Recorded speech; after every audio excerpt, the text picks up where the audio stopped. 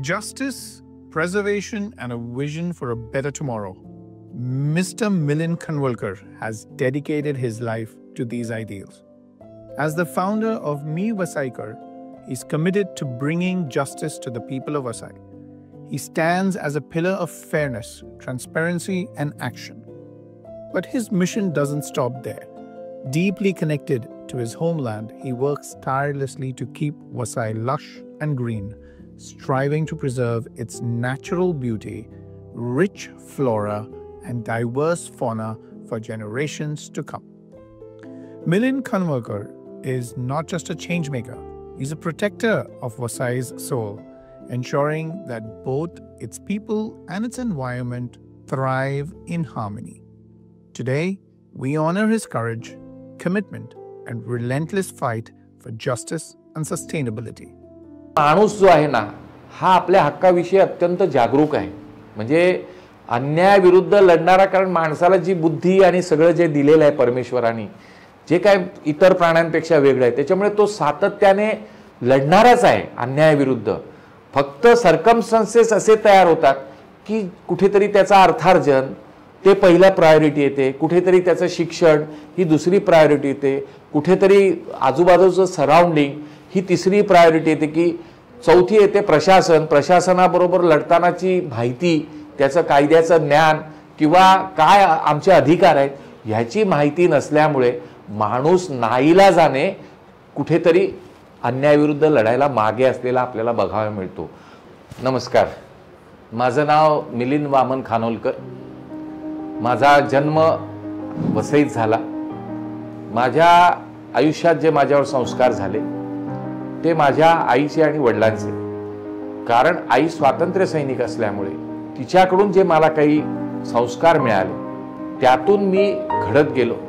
गेले 20-22 वर्ष, 24 वर्ष जवळजवळ या सार्वजनिक क्षेत्रामध्ये मी काम करत आहे. मी सोशलिस्ट विचारसरणीतनं आलेलो आहे. आमची फॅमिली लोकशाही, समाजवाद आणि धर्मनिरपेक्षता या बेसिक कॉन्सेप्टवर काम करणारा माझं कुटुंब आणि मी आहे. मी वसईकर अभियान ही संघटना मी 7 वर्षापूर्वी स्थापन केली. सामान्य माणसाला न्याय देण्यासाठी काहीतरी आपण केलं पाहिजे ही एक संकल्पना डोक्यात होती. त्यामुळे वैयक्तिकरित्या होणारा अन्याय तर त्यातून त्याला न्याय मिळवून देऊ ह्यासाठी मी वसईकर अभियान प्रॅक्टिकली संघर्ष करून, आंदोलन करून न्याय कसा मिळेल हा प्रयत्न करतो. संघर्ष करून जेव्हा कोणाला तरी न्याय मिळवून देतात त्यावेळेला निश्चितपणे त्याच्या जनजागरणातून त्याचे व्हिडिओ असोत किंवा प्रत्यक्ष आम्ही लोकांना एकत्रित करून एखादा संघर्ष करतो. त्यातून नवीन कार्यकर्ते आणि नवीन लोक किंवा ज्याच्यावर अन्याय होतो त्याला त्याच्या अधिकाराची जाणीव करून दिल्यानंतर आणि त्याला संघटनेबरोबर घेतल्यानंतर तो इतरांवर होणारा अन्याय जो असतो ना तो दूर करण्यासाठी लढायला तयार होतो. आज आमच्या संघटनेकडे कमीत कमी 2000 सदस्य आहेत आणि हजारो कुटुंब, म्हणजे आम्ही कुटुंब अशी जोडलेली आहे. संघटना आहे ना काही गोष्टी डोळ्यासमोर ठेवून काम करत आहे. त्यामुळे निसर्ग टिकला पाहिजे. म्हणजे वसईला अनेक वारसे आहेत. संस्कृतीचा वारसा आहे, ऐतिहासिक वारसा आहे, निसर्गाचा वारसा आहे.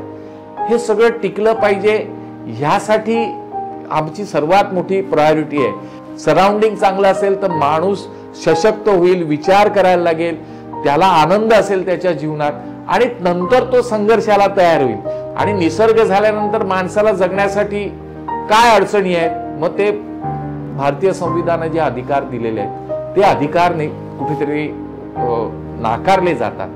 त्याला त्याच्यामध्ये नॉलेज देऊन, त्याला प्रशिक्षित करून त्याला लढायला त्या व्यवस्थेविरुद्ध, प्रशासनाविरुद्ध, सरकारविरुद्ध ही संघटना प्रयत्न करते. तुम्ही जर सोशली इन्व्हॉल्व असलात तर अनेक लोकांबरोबर तुम्ही सोशलमध्ये ते सुद्धा तुम्हाला हेल्प करायला असतात एकमेकाला, जे आज कमी होत चाललेले आहे. म्हणून अवेअरनेस असणं आणि संघर्षात असणं. म्हणजे अनेकदा आम्हाला असं येतं की ह्या संघटनेचा माणूस जर एखाद्या गव्हर्नमेंट ऑफिसमध्ये गेला किंवा इथून आलाय असं समजलं ना तर त्याला मिळणारी वागणूक ही 100% रिव्हर्स असते. आणि म्हणून लोक जर जोडली, लोकांनी जर संघटन केलं तर त्याचा फायदा सर्वात जास्त संघटनेला नसतो तर त्या लोकांनाच आहे. हे ज्या दिवशी लोक समजतील त्या दिवशी स्वतंत्र ही संघटना आणि अशा अनेक संघटना मोठ्या होतील आणि त्यातून समाजाचं आणि प्रत्येकाचं इंडिव्हिज्युअल सुद्धा भलं होईल.